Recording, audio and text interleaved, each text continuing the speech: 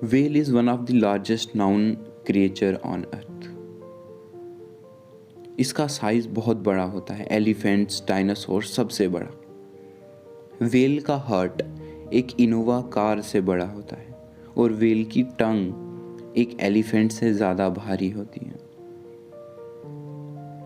जब व्हेल जिंदा होती है तब तो वो डेंजरस होती ही है, मरने के बाद भी व्हेल काफ़ी डेंजरस होती है। जब एक व्हेल मरती है तो वो हमारे लिए और एनवायरनमेंट के लिए काफ़ी प्रॉब्लम्स क्रिएट करती है।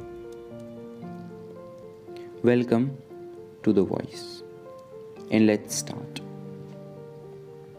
जब एक व्हेल सी में मरती है तो वो एक्वेटिक ऑर्गेनिजम्स के लिए फूड के सोर्स का काम करती है डेकेड्स तक, और जब उसके अंदर से मीट ख़त्म हो जाता है तो जो स्केल्टन रह जाता है वो शेल्टर का काम करता है बहुत सारे ऑर्गेनिजम्स के लिए। लेकिन यही व्हेल जब बीचेस पे मरती है तो ये काफ़ी लॉजिस्टिकल प्रॉब्लम्स क्रिएट करती है। हर साल थाउजेंड्स ऑफ व्हेल्स डाई और इनमें से बहुत सारी बीचेस पर आ जाती हैं।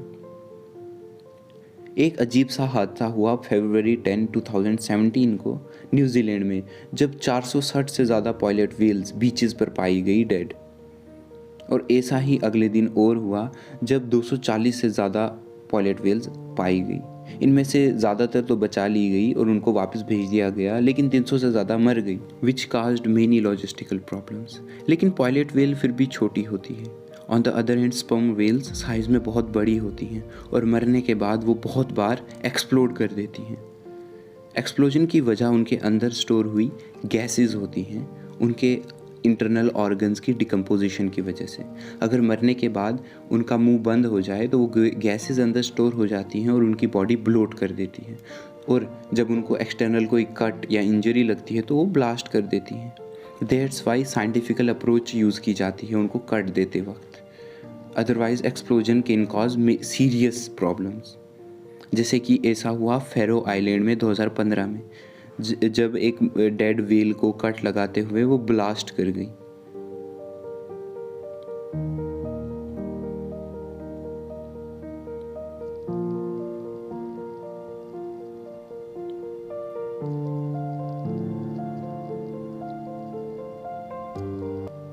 That's why it is advised to maintain a safe distance from a dead whale and don't look for solution yourself. इसके consequences कितने खतरनाक हो सकते हैं वो इन एग्जाम्पल से समझते हैं। 2004 में ताइवान में एक स्पर्म व्हेल डेड पाई गई बीच पर 60 टन की।